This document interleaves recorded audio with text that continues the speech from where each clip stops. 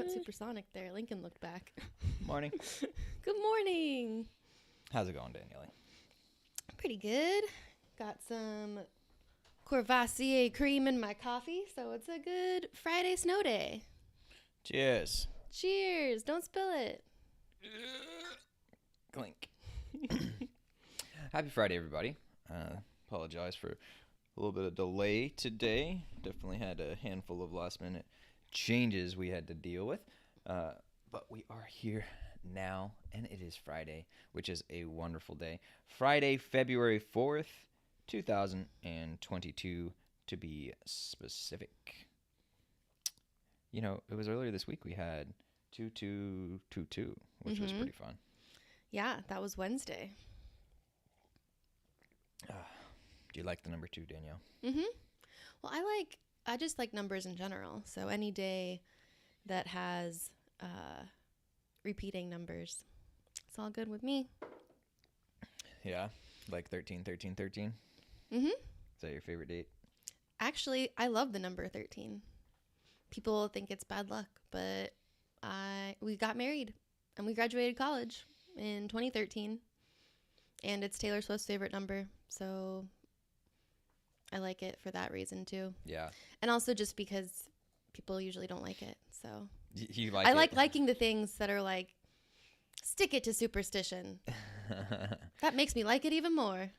Not just the man, but superstition, huh? Yeah, well, I don't know. What do you mean you don't know? That other people, like if they don't like something, maybe that makes me want to like it more, like an underdog sort of situation. Like the number 13 is the underdog of the numbers. But did you know? So you want to root for it? Here's an interesting fact that I didn't know until I started looking into numerology. The number 4 is actually unlucky in some cultures because 1 plus 3 is 4. So the number 13 carries the energy of the number 4. So both 4 and 13 are unlucky in some schools of thought. Interesting. Yeah. It seems like a lot of work trying to find something that's unlucky. I like it much better whenever it's Well, that's why I don't try and find something that's unlucky. nice. I like much better when you're trying hard to find something that is lucky. Exactly. Which I think the number 13 is lucky. Or at least a angel number of mine, or a synchronicity number, whatever we were talking about before. Nice. Well, we'll give a real quick recap from yesterday, and then we'll go ahead and dive into our episode for today. So yesterday, I was talking with Ryder about innovation and regulation. They're kind of two sides of the same coin. You know, you have innovation, but which is good because it progresses technology, progresses society. It helps us discover new things, become better people, do more things in our life, all that kind of stuff. However, gone unchecked, it can cause issues, right? Kind of like a lot of things. If you have too much of something, oftentimes it could be a bad thing. And so we talked about how with innovation, for a couple of examples we talked about were the nuclear development when it came to bombs, which obviously had some very obvious downsides, meaning the loss of lots of human life and the destruction of a couple of cities in Japan. And I'd like to talk more about that whole situation at some point, since I've learned a lot around that back in when we went to the World War II museums and things like that. So I find that very interesting. But anyway, so the nuclear development, which we had the fun fact of, hey, just in case you didn't know, the first nuclear test was done under a football stadium in Chicago.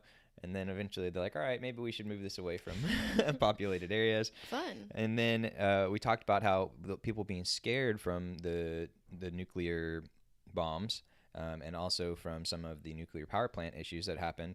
There's things like 3 Mile Island and the earthquakes in Japan a few years back, where it led to nuclear or issues at nuclear power plants. And we were saying, well, unfortunately, that led to, you know, people, the general public not being the biggest fan, and nuclear energy, even though it is a very clean and sustainable form of energy, has now probably been delayed by decades to be widely used as much as it could be, because people are kind of scared about it. So we talked a little bit yesterday about how public perception and can affect, for example, how much something gets funded. And that's definitely true in the government sense, because people are often voting to or having representatives that are voting to fund things. So, for example, one thing we talked about was going to the moon back in the 60s. That was a very big feat of innovation. A lot of the technologies we've generated from that we still use today, which we mentioned on the show yesterday as well. We talked about the idea of a moonshot and what that means, and kind of like we talked about on Monday or Tuesday, you and me. Ryder had not heard of that, but that tied in nicely with innovation. And then we talked about one example of innovation regulation going hand in hand was the telecommunications industry, and talking about how there were, all of the quote unquote pipes that the information flows through, the wires, the cell towers, which, you hired people to help build in your recruiting job, which is a little fun tidbit. Those pipes were built with government assistance, but yet then the private companies actually owned the pipes after that. And that led to some issues with potential antitrust monopoly type of things, and led to Ma Bell end up getting broken up. And so now there's a little bit more competition, but it's still not a perfectly fixed problem.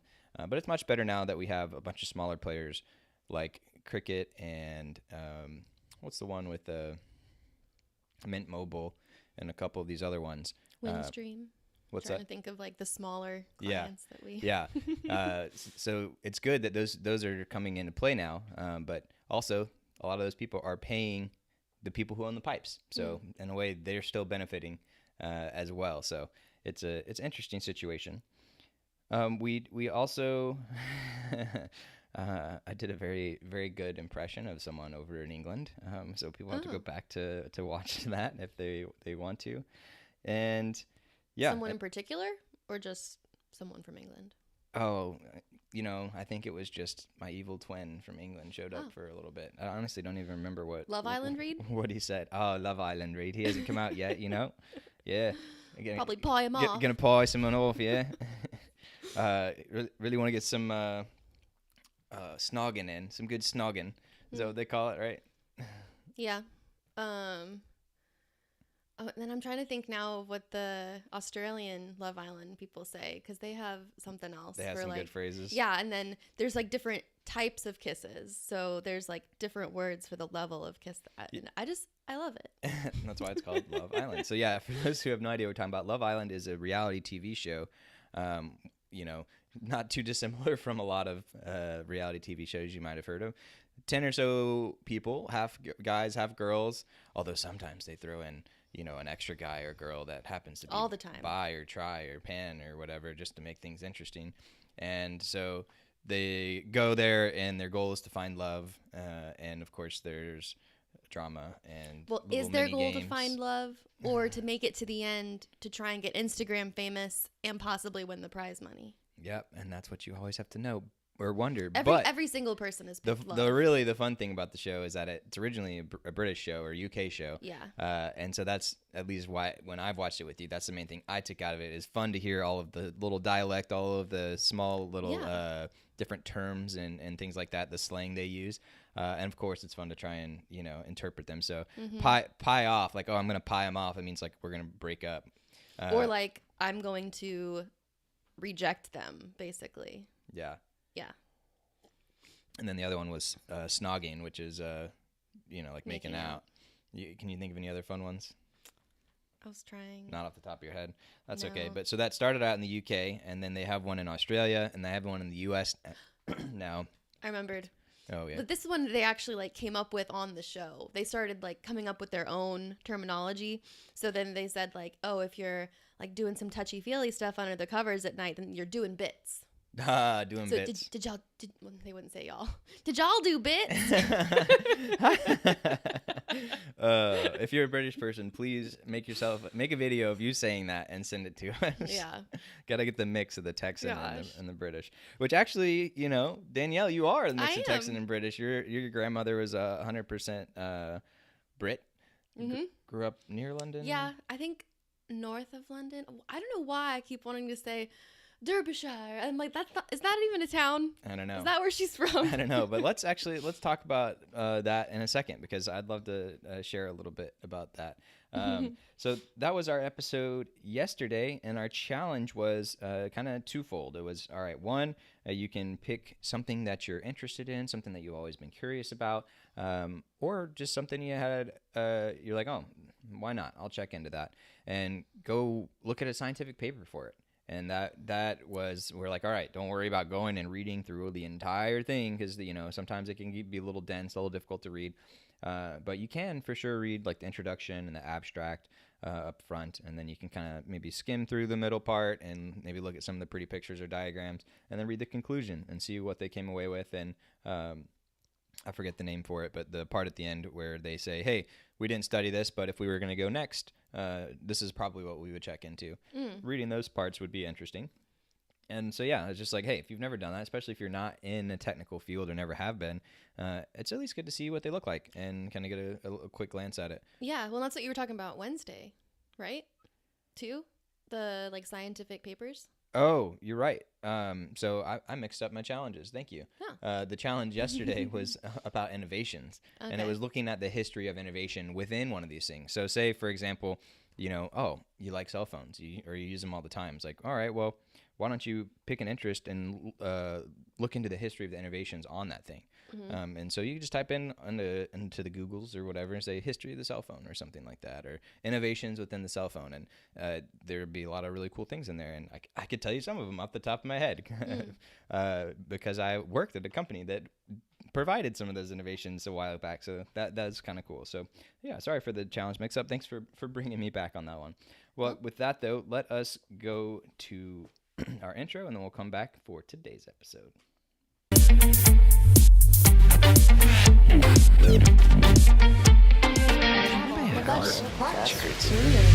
Helpful for life. Welcome to What the Hell is Water? I'm Reed Garcia, founder and CEO of Helpful for Life. And I'm Danielle Garcia of DanielleMGarcia.com. And, also some stuff for Helpful for Life. Yeah, too. yeah. I mean, content creator. Mother of content. Yes. If you look on our website, at least as of today, who knows, it'll probably change in the future. But Danielle, whenever we were doing, I was like, hey, I'm putting you on our website because you do stuff for us. What do you want your title to be? And it was, at the time, I think we were watching Game of Thrones. It was before the fateful final episode where everything got derailed. Yeah, we'll just, pretend that stuff never happened. But her title on there was Danielle, 929th of her name. There are a lot of Danielle Garcias, guys. The empath, breaker of cheese, and mother of content. Yep. So, I mean, that'd be pretty fun to have that come up on Google. If someone Googles you. Yeah. That's the goal. So today we have a very loosely structured episode, and by loosely structured we mean basically no structure at all. Mm-hmm. We thought it might be fun to have a little bit of Friday fun. Not every episode needs to be all thinky and talky and stuff. Yeah. Well, I mean, it can still be talky. I guess they all kind of gotta be talky. Maybe like morning entertainment talk show versus like podcast on a topic. So yeah. There you go. So to start off though, I think it would be fun to tell a little bit about your grandmother, and because she was a fun lady, and she always had lots of stories. Mm-hmm. And so me, as the guy who came into Danielle's life and got to know her family, I of course loved hearing all of these things, because they were the first time I heard these things. And I bet a lot of you at home can think of somebody that you know that loves to tell stories, but worse, they'd love to tell the same stories over and over and over again. So it was funny because, as I got to know your grandmother a little bit and hear some of her stories, I could sit there and listen to her and I'd be like, oh, yeah. And then I could see y'all in the background and almost be like mouthing the story like, oh, yeah. And then she did this. I know you weren't actually doing that, but in your head you were, because you're like, I've heard this story 5 million times. Like, go ahead, Reed, and get it for your enjoyment. Well, there was one story where, in particular, that is like the first one that comes to mind that she would tell a lot, and one of my favorite pictures from when she was in the assisted living place in Texas with us, we were like gathered around her, and then she just told the story of when she was like 5, 6, somewhere around there, and there was the bombings in England, like in The Lion, the Witch, and the Wardrobe, where they had to be sent off to live with other families that were further away from the high concentrated areas. And yeah. So real quick, just for some context, in World War II, yes, the Axis, it was the Axis versus the Allies, and the British were on the side of the Allies, which America eventually came in and joined, despite us trying to stay out of the war for a very long time. Well, the Axis, largely Germany, but with some other countries rather, they came and they bombed the UK, and they came and they flew planes over and they dropped a whole bunch of bombs. And back in those days, the technology wasn't nearly as advanced as it is today. They didn't even tell you to get under your desks. Yeah, and they didn't have. I mean, it was probably from that war that a lot of the emergency procedures came, because it basically, what happened was these bombings started, and then the sirens would go off, and it's like, all right, get to shelter or whatnot. And these bombings were going in major cities, right? Like it was where there was a lot of population centers. And so one of the things they did was they sent the kids away for safety. They're like, all right, go live out on the farm where it's less densely populated, where it's less likely to get bombed, but you're going to have to leave your family for a certain time. And oh, by the way, there's no guarantee that you're going to get to go with your siblings. So there you go. There's a little more context for you. Yep. So, and then another thing about Nanny is whenever I tell, like, what I would tell friends growing up, like, oh, like we went to go visit my nanny, blah, blah, blah. And then they'd be like, your family has a nanny? Fancy. And it's like, no, that's my grandmother. Because I guess that's more common in England to call your grandmother Nanny. Nanny. Or Nana. Or Nana. But yeah, she liked Nanny. So you're telling the story about how she went to the countryside or whatnot. She was split up from her sisters. She had like 7 sisters, I think. That's a lot. Yeah. So she went to the house with a family who had a daughter around the same age as her, and her name was Mavis. And they were arch enemies. I don't know. Dun, dun, dun. But there was this sense of competition because maybe Nanny had a birthday that fell while she was there, or maybe Christmas fell while she was there, and she remembers that, like, the family obviously gave their daughter the amount of gifts that they would normally give her, and then Nanny got less or whatever. Which makes sense, but sucks as a child, right? Yes. And it was a very distinct memory that Mavis got this red handbag or red purse, something like that Nanny really wanted. And so as we were trying to take this picture surrounding her, I think it was Aunt Lisa or Mom, they said, oh man, like, think about how Mavis is a bitch. And then instead of smiling or laughing, Nanny looks gravely at the camera and was like, Mavis is a bitch. Camera, you have this on video? Well, it was taking a picture. Oh, okay. But the picture is her, like, instead of smiling and laughing. That's a really good picture, because now like you see that, and then you can have the whole story play back in your head. Yes. Oh, she says gravely. She was a very interesting lady, and I'm not gonna write it off as a whole country, but I've certainly heard before that a lot of people from England can be stubborn. And that was certainly one of her stronger traits. Well, and I would say she'd actually have something to say back to you for calling her interesting, because that was not a compliment coming from her. What do you mean by that? What did interesting mean? If she said something was interesting, that means she doesn't like it, but doesn't want to say she doesn't like it. At least that's my recollection. Right. So if you were like, what do you think about the food? Well, yeah, what do you think about the food? Oh, it's interesting. It's not a good thing. Yeah, it reminds me of the cultural cousin of the Southern American woman, where it's like, bless your heart. Same kind of thing. It's like, I'm gonna say something that sounds nice externally. It means you stupid. Yeah. So yeah, it was interesting talking to her and hearing some of their stories because, you know, they were born in, I don't know, the 40s or 30s, something like that. And it's just crazy to think, like, now we're in 2022. They would be 90 something right now. They've passed, but they just saw a completely different world than we did, and like living through an actual world war. I can't even imagine what that would be like with people getting enlisted, people getting sent overseas. The whole wartime effort, where everyone was trying to get involved. There was food rationing. People were sending their tires to be recycled to be used for the war efforts. That's something we should make soon.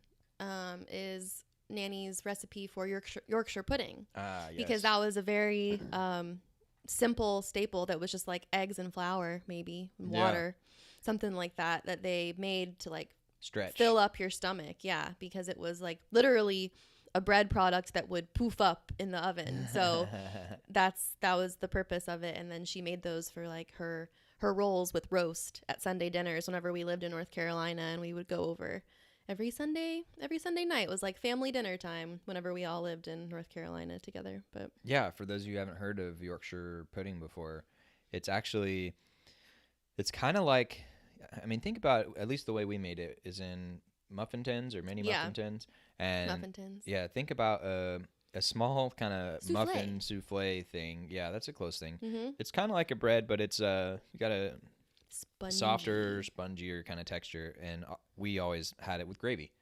So it's not really a pudding, but I guess it's kind of like, if you think about, like bread. Nothing that Brits call pudding is pudding. What is black pudding? Isn't that a thing too? I think it's something to do with blood. But with the, like bread pudding, that's probably not too far off of a texture. It's, I guess I don't know the definition of a pudding, to be fair. But yeah, Yorkshire pudding is kind of like that. It's like if you think of bread meets like American pudding, like what Air Bud would lick out of the little cups. Yeah, that's actually probably not what pudding is. If we're looking at it. If we're being real. Fun fact, yesterday, we were talking about Tang when we were talking about the moon and stuff like that, and one of our viewers wrote in. Oh, sorry. Yeah, one of our viewers wrote in and said that the same person who invented Tang invented some other fun stuff too. They were the same person who invented Pop Rocks, Cool Whip, and a form of instant set Jello. Cool Whip. Cool Whip. Yeah, that's a good Family Guy reference. If you Google Cool Whip to see what we're talking about. Yeah, I feel like whenever you say Tang, I hadn't thought about Tang in so long, and then the first thing that I thought of was like, that's probably what the vat that the Joker fell into was made out of, like some sort of Tang level acid. I feel that stuff could not have been good for your esophagus or stomach lining. Oh, was it acidic? I feel like I remember it being very like acidic and chemically tasting. It was meant to be like a citrusy. Yeah, like drink, an orange. Like drink. A Kool-Aid orange drink. Yeah, that's what it would be called today, probably. I wonder if his Tang is still around. I don't know. So all right, well, when it comes to your Nana, wow, words, nanny. When it comes to your nanny, I think it's fun to share the story about how her and your grandpa met. Oh, yeah. So why don't you tell a little bit about that? Well, I will not do it as good of justice as she always did. Naturally. But the cool thing about this story is that we now actually have Grandpa's journals from when he was enlisted in the Korean War, I believe, in the 50s. And he didn't see combat, but he was stationed in Germany. And then they went on leave in England, and he was there for maybe a week or two, and they had some sort of dances or social events with local ladies. That's what I want to be, a local lady. Yeah. So Nanny and Grandpa met at one of these events for the soldiers, and they danced, I think. They maybe like... You think they snogged? Maybe. I mean, must have happened pretty quickly because they knew each other for those 2 weeks. Then he went back to Germany. Then they were pen pals, I believe. What does that term mean? I know, that's like an archaic term at this point, but it's where you take a pen, like a physical ink like writing tool. What's a pen? And you mean one of those quill and no, quill and inks? you know, I don't know what they looked like in the 40s actually. That would be cool to Yeah. Anyways. Get away. Get it. Rabbit hole for the writer. Yes. And they were pen pals. sent letters in the mail to physical addresses. And the mail is where you send a physical envelope to somebody else. You write an address and then you pay to send that thing. Yeah, and to stamps somebody. were probably like half a cent back then. Yeah, and now they're like, I don't know, 45, 60 cents, somewhere in that range. In there. Forever. Their price, they are forever price. Their price is forever, which is a reference to, for those who don't ever buy stamps, you Forever can go stamps. buy a stamp today at whatever the current price is, but buy it as a forever stamp. Because before they did that, you used to have to, buy your 43-cent stamp, and then every time they increased it, you have to put an extra couple 1-cent stamps. And I think they finally decided, all right, that's not worth the effort anymore. The stamp printing. If Right. we're thinking about getting rid of the penny, we surely got to get rid of the 1-cent stamp. Right. Yeah, you would think and you would hope. So they met during the war here or whatnot, the Korean War, and then a couple weeks later. Mm-hmm. Well, it's funny because Grandpa actually wrote in his journals that he met this woman, but he'll probably like never see her again or something like that. Y'all have those, by the way? I think Aunt Michelle does. Oh, we should find those. Yeah. And I think he wrote in there something like, she wants to go steady, or like whatever the term for that was. She wants to what? Like go steady, like steady. Be boyfriend and girlfriend. I heard ghost daddy. I'm like, that would be a 2022 phrase. Gosh. Hey, you want a ghost daddy? I don't even know what that would mean, but GhostDaddy.com. Buy your internet domains there. Oh, it'd be just send me money but disappear from my life. There you go. I like ghost it. Daddy. Anyways. So he wanted to go steady with her. Mm-hmm. Which was he wrote in his journal like she wanted to be boyfriend and girlfriend with him, but he was like, but I don't think that's gonna happen. So she wanted a steady Eddie. That's my other grandpa. Oh. So that's what he wrote in the journal. Then what happened next? Yes. Then, shortly after, like after only knowing each other for 2 weeks, he asked her to marry him, and she got on a plane by herself. For the first time ever. Yeah, for the first time ever. For reference, this is like 1960 something? 50 something? Late 50s, I think. So it's not like everyone was going on planes yet. This was still pretty early in the aviation history. Yeah, and her first time out of the country, like her first time leaving home, like she moved out of her parents' house to move to America and took like 4 different flights and then had a missed connection in like Norway or some kind of crazy thing like that. Another story I don't do justice, but she remembers every leg and like people she met on the way and like something that happened at the airport at this particular layover. Like I don't remember any of that. But look, your grandma was like the original vagabond of your family. I don't know if I thought about that before. See, like you're following in their footsteps. Like grandpa kept a journal. Now you're keeping journals. Grandma didn't fear traveling across the world. Not just traveling, but literally moving across the world to marry a guy she knew for a couple weeks and sent some letters back and forth to. Like, all I can hear right now in the back of my head is, oh my gosh, she's going to get murdered. What is she doing? Wow. Yep. But they were married for over 55, I think close to 60 years. So, yeah. Yeah. That and if it wasn't for that, then y'all wouldn't be here. Nope. What a great Friday flashback story. It has to alliterate. I like it. And one other thing that your grandma did was teach us some British slang words. Well, there's caw, like if something's really good or like you're excited or it's like, oh, like damn, that's good, or like I don't know. I think that was what like car, COR. I like it. Yeah, that's the only one I remember, but I remember her saying. And that. I don't even know if that's like Well, I guess you just said slang word, not like bad word. Yeah. Supposedly there was some bad word that I don't know if I ever found out what it was that she got locked in her cellar for when she was a child.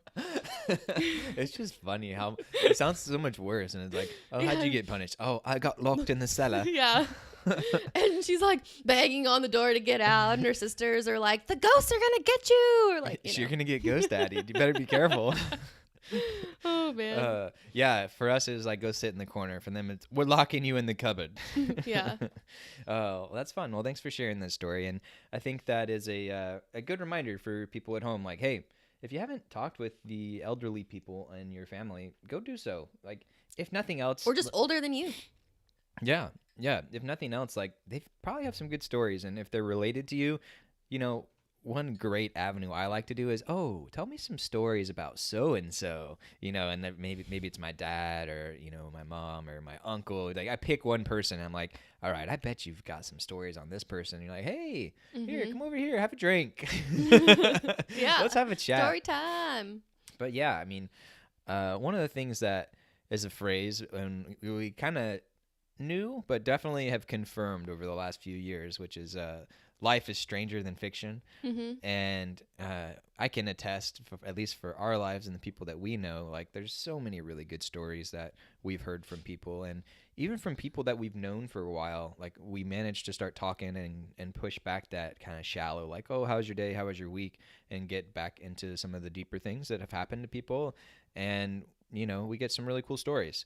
You know, we just met a friend the other day who part of their life was getting hit in a really bad car wreck and having to basically nurse the spouse for years. And like, what was that like, and how much could that change your life and your view on everything too? And it's like, man, that's intense. And then of course some of them are not as dark, right? But I guess the point is there's a lot of really cool stories that are just a couple of questions away. And if you guys haven't heard about it before, there's a company called StoryCorps. Core spelled CORPS. Not COR. StoryCorps. Nice. I didn't connect that. It's good. So we should make that and make it all like super British and Yeah, like here's new marketing.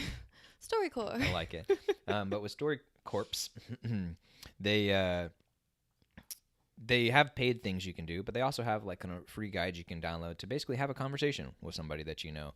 And you can basically interview a loved one, and it gives you some prompts so you can ask them about something and get some really cool information about them. And I would encourage you guys to do that. And I would encourage you guys to, you know, if the person's open to it, maybe record the audio from that, or maybe just put your phone on a cheap little tripod or lean it up against some books or something and record a video of that, because I think it could be very special for you and for them.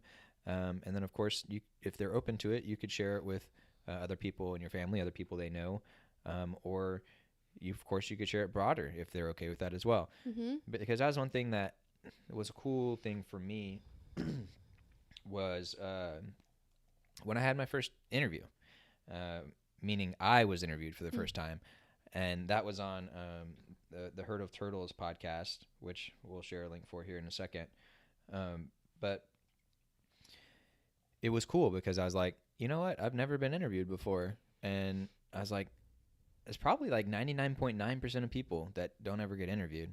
But yet that doesn't mean that we don't all have stories that are worth telling and our lives that are worth recalling. And so that's something that I don't know exactly what or how I'm going to contribute to that, but I definitely want to push that message, like, hey, interview each other, and just, even if it's just for fun, like over this weekend or whatnot, just like have that conversation and pretend like you're interviewing them and like walk them through their lives, and don't worry about it being great or perfect, but just see where it goes and see what kind of stories come up. So that's going to be our challenge for today. I'm going to go ahead and decide it in stone, which is interview somebody, whether it's a friend or a family member. You can use the website StoryCorps if you need some extra prompts. You can write into us if you want to ask us some questions or things like that. We can help you out with that. What's up? Well, I was going to say you can also, and maybe this can be my contribution to the challenge, but interview yourself. Yeah. Like, find journal prompts that are like asking you to go back and record whatever stories you can remember before they fall out of your head. Before they fall out of your head. Amen. Because if you guys have been watching our show at all, you can see there are plenty of times. Yesterday, I think, was one of them where things just fall out of your head. You're like, oh, I had this thought, I had this story, I had this point. It's gone now. Just flew away. Yeah. And then also we could mention how we are going to try and record some more of our stories from our RV travels and just our entrepreneurial ventures so far. So at some point in the next few days, we'll probably have what's called a AMA, Ask Me Anything, except for ours will be AUA, Ask Us Anything. Yeah. So I don't know exactly what you just agreed to, but because I was slightly distracted, but yes, we're going to do an AMA at some point, and we'll let you guys know when that is, so you guys can come. You can ask questions you have. You can hear a little bit about our story. You can ask us something about your lives. You can ask us for advice. That's the cool thing about the last AMA, Ask Me Anything. You get to ask us whatever you want, and we're really looking forward to that. Who knows where that will go, but I think it'll be a lot of fun. Yeah, well, and you can also, I mean, not even watch just our AMA, but whenever you're watching Ask Me Anything for anyone, you can use those those questions and ask yourself. You're like, oh, do I have any stories or relevant experience that this makes me think of? And I guess that's how a lot of times I journal while watching something, is use the questions or the conversations, discussions happening in the show or movie or interview, whatever I'm watching, and then just answer those questions for myself in my journal. Yeah, one thing that when you brought up journaling, I wanted to make sure to point out, because I don't know if we've talked about this in the show or not, but journaling can take a lot of different forms. We certainly talked about how you could do it by hand, or you could use a digital notebook. But one form of journaling I want to make sure to point out you can do is recording of audio or video. And that's something that I've done a lot more over the last year, and I've really enjoyed it, which is one of the main programs we use is a program called Otter, just like the aquatic animal, OTTER. Their website is otter.ai. And basically it records your audio, or you can upload an audio after the fact, and it transcribes it for you, so you can see the text of everything you had. It's kind of like having closed captionings for your conversation that you can later search, you can later update and fix the small mistakes and all that kind of stuff. But it also has the audio file itself, so you can hear, what you're saying and things like that.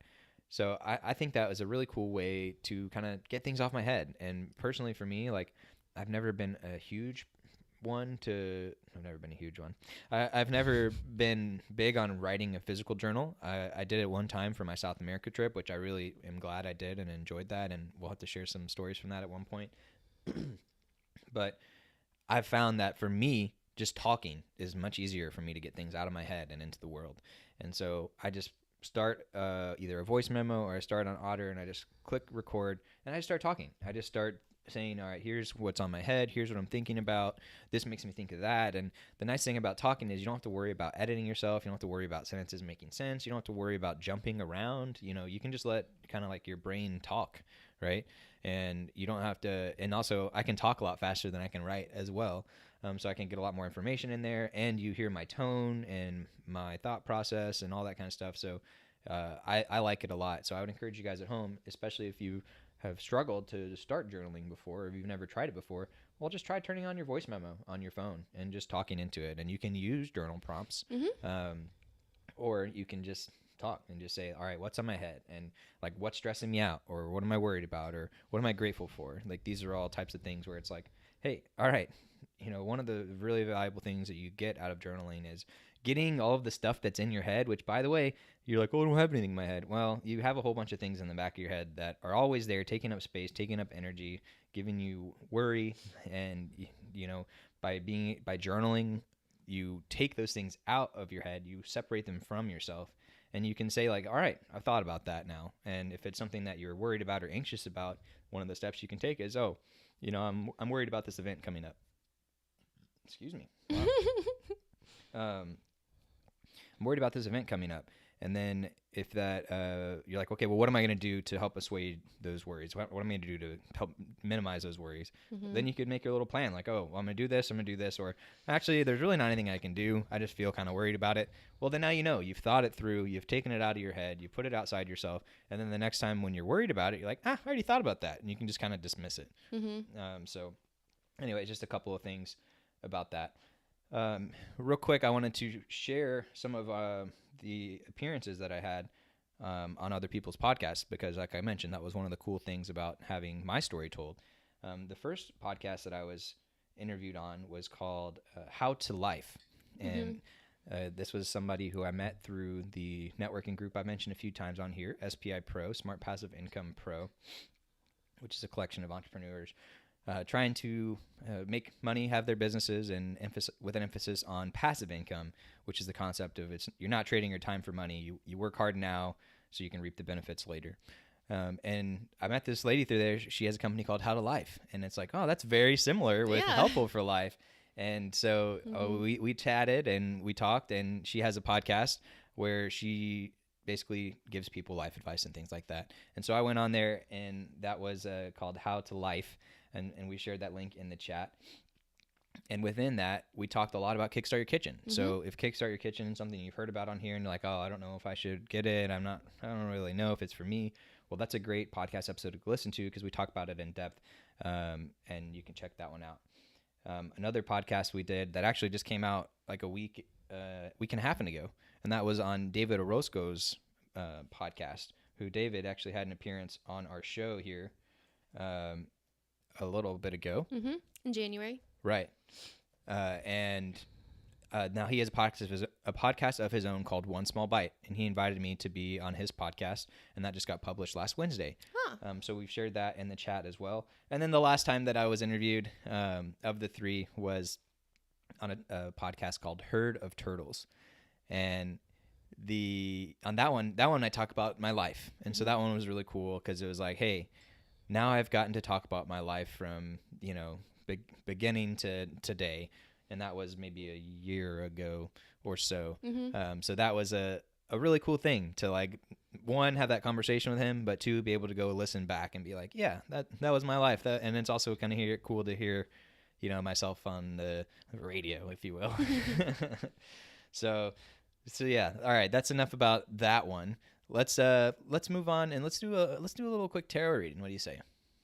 Sure. Oh, cool. So here, I'll give you this little table here. And I'll point out that for those of you who are listening live, we are a little bit later than today, but we're going to keep going since we had a late start due to some morning issues, as often happens in the live world. Let me go ahead and get this camera situated.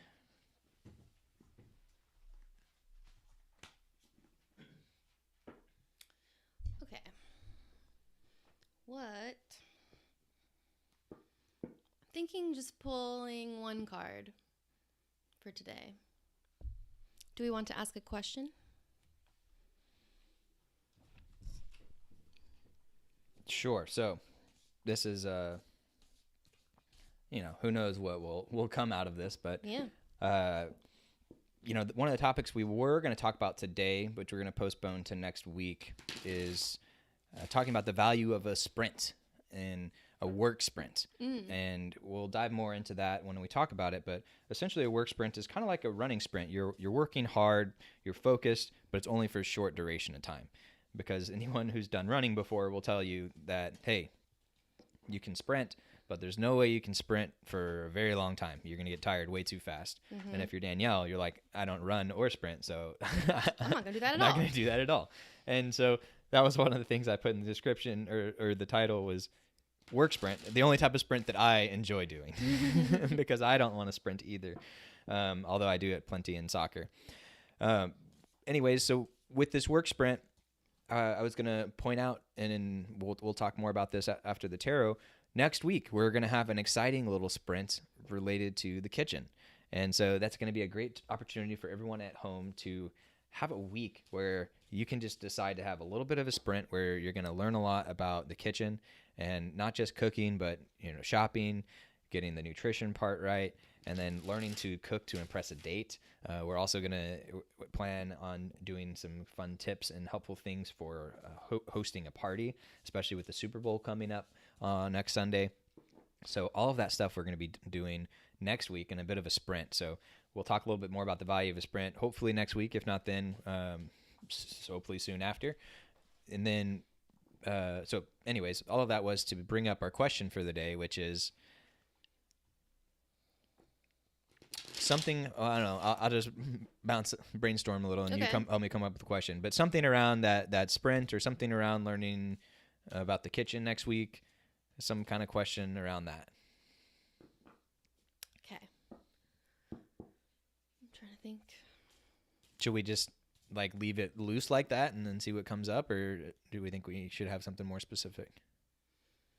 Yeah, I guess, what do we need to know about the sprint next week? Work sprints next week?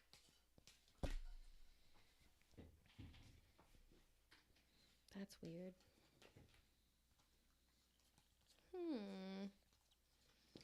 Now I'm like... So when I pulled out this deck, I actually hadn't used this deck for a reading since whenever we did the reading where these two cards came up. Oops, sorry. Let's do this.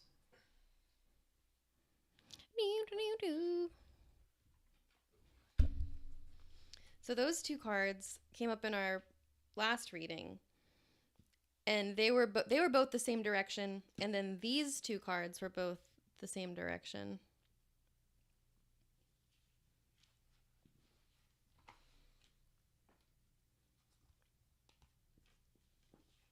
Oops. So I don't know what that means, but I feel like I want to go back and look at whatever this reading was, and then maybe just look at these two cards that flipped out for today. And so... Well, real quick, so they flipped out. What does that mean? It means I was shuffling, and then, let's see if I can... Sometimes when you're shuffling, some of the cards get, askew, and then That's this, the one half of the deck is your, I don't know. Basically, as you're shuffling, one card kind of pops out and flips over. The cards catch on each other, and cards flip over out of the deck to where they're face up. So that happened with these four cards. So you were shuffling, you had four cards pop out. Yes. And you noticed that two of them, which were in the same direction, happened to be the same cards that... Same two cards that we'd had in the previous reading on the show. Which was a week or two ago. Yeah. The Lovers and Temperance. Those were the two cards with both the angels at the top. And we'll see if we can find a link to that episode as well. Yes.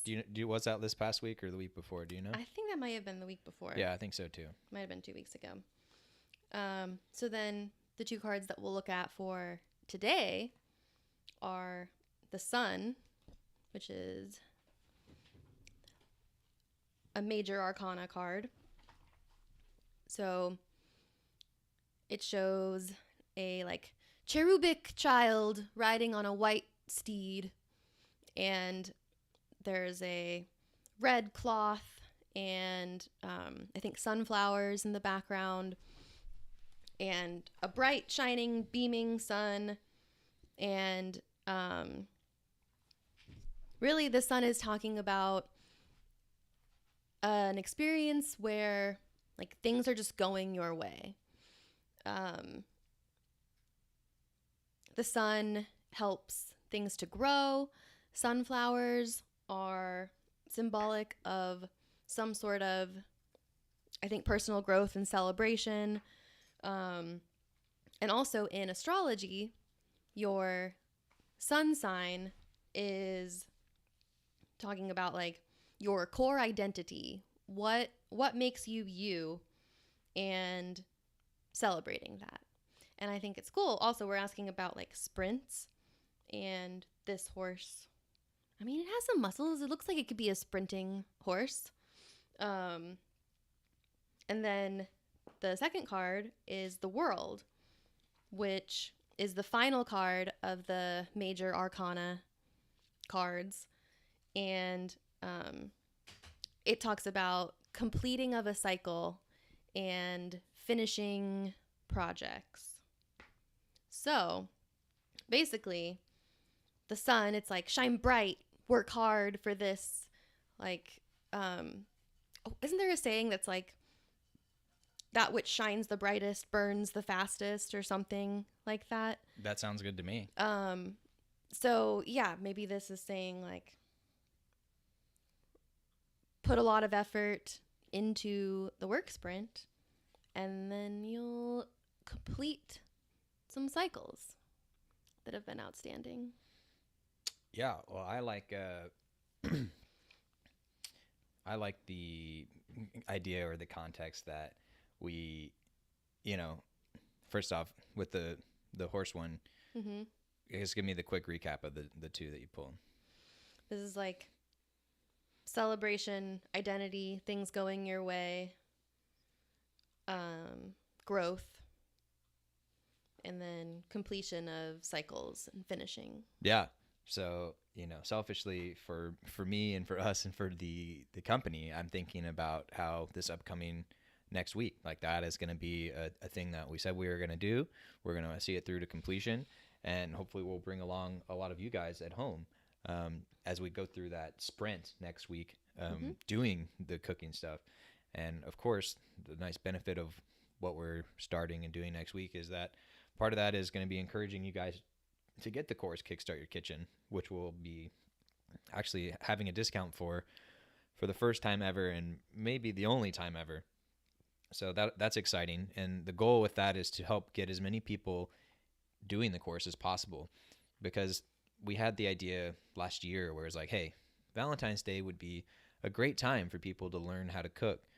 And instead of having to go out on a date or something like that, instead of going to a restaurant, like how much more meaningful would it be if you had a date where you thought it through and you intentionally created a meal for your partner or your potential partner or maybe yourself. Or yourself. Right. You're worth it. Treat yourself. Exactly. And so you said, hey, I wanted to intentionally create this thing and make this thing for you. And I think when it comes to the kitchen, a lot of times people get worried about it needing to be complex or big or whatever. And that's actually a very common mistake people make, is like, oh, I don't cook that often, but now I'm going to cook for Valentine's Day and I'm going to try and do all the things, right? It's like, oh, I'm going to make this with that special thing. And it's like, and then like, maybe it's going to take like 6 hours of work or something like that. And it's like, whoa, especially if it's your first time, like let's crawl before you walk, before you run. Like, don't try and cut it all down at once. Let's start easy, because also part of it's about you making sure you can enjoy yourself, which is another big tip that I'm sure we'll talk about when we talk about the Super Bowl hosting and the party hosting stuff. It's a very easy trap to fall into as a host, to get so caught up in the hosting and making sure that everyone else is happy and having a good time that you yourself aren't having as good of a time. So yeah, so that's kind of the things that were popping into my head as I saw those cards. But what about for you? What popped into your head? Yeah, so another thing I was thinking about is like the sun card, especially in relation to thinking about like a work sprint. Like, we've been talking about time blocks this week, and like it doesn't always seem like the shiniest, thinking about like shiny object syndrome, like the sun is shining. Like, sometimes it can be hard to stay committed or focused to one thing. But what I was thinking about with the sun card is like, the sun is talking about a celebration and a lightness of spirit. And so what if we looked at the work that we have to do instead of as drudgery? Like that question, what if everything was easy and fun? Yeah. Like, I like that. Changing your perspective about your work to where like, how could I do this in such a way where what would it look like if it was easy and fun and I could still get what I needed to get done? Yeah, and I have to mention, and I'll share it here in the chat in a second, a video by Pat Flynn. Coincidentally, he's coming up again. He is the guy who created smart passive income. And part of the smart passive income, one of their things is this group SPI Pro. And so that's been one of the, I guess the reason I brought that up was because he has a video where he heard a lesson that he got from Tim Ferriss of the 4-Hour Work Week, the thing he's best known for. And in that video, he's talking, or what's his name? Tim helps Pat reframe a lot of things. So Pat was working on his, I don't know if it was his first course, but definitely one of his online courses, and it's called Power Up Podcasting, which eventually we'll include a link for after the show on that one. But with Power Up Podcasting, which is a course to help people go from not having a podcast at all to being able to have a podcast, and it helps them every step of the way, because that's what Pat grew on. He's big in the podcasting space, one of the largest podcasters out there, at least before the newer renaissance of the more mainstream things like Joe Rogan and people like that who more have grown into the popular cultural general audience. But anyways, very, very well respected in the podcasting world. And so he's making this course, and he was worried about it, and he was stressing out about it, all the work he was going to do. And then Tim Ferriss helped him. He said, "Hey, let me ask you one question." And he said, "What would this look like if it were easy?" And again, it's just like that subtle shift that we talk about all the time on this show. The shift in perspective can make all the difference. And so then he said, well, if it was easy, if it looked like it was easy, it would be me walking through with somebody. Like, we'll go step by step, and I'll just show somebody, and I'll say, okay, first you do this, and then this, and then this. And that's what he used to then create his course, which made it easier and maybe even a better course than it would have been in the first place. And so it was a very powerful video for me, and it also helped me keep that in mind. And now anytime I find myself getting like overwhelmed or worried or stressed out or something's taking too long, I sit and I ask myself, well, what would this look like if it were easy? So I'm glad that you brought that up, because that's basically right in line with what they were saying. So, well, cool. Well, any other thoughts on this tarot reading before we go? No, I think that's it for now. Well, all right. So we will jump over to our music here in a second after I give us a little bit of a recap from today, and I will also find this video for you guys. So first today, we started out by talking a little bit about Danielle's grandmother. What do we talk about your grandmother, Danielle? Her stories, and basically that if you have someone in your life, you can ask for stories about when they were growing up, or someone else when they were growing up, or interview yourself. That was the prompt, basically, just hear stories. Cool. Yeah, so that was our challenge. Yes. That wasn't what we talked about your grandmother, really, unless I just missed that. But with your grandmother, we talked about her story about when she was in World War II in London or near London, and she got shipped out to the farm where it was further away from where the bombs would potentially be. She got separated from her family, her 6 or 7 sisters, and so she had to go live on the farm. And there was a nice lady, said sarcastically, named Maven. Mavis. Yeah, I wasn't going to tell the whole story again. No, yeah. So then there's that. And then we talked about how she met your grandpa. And then we talked a little bit about, and that's when we went to the prompt for the challenge and telling people to make that story for themselves.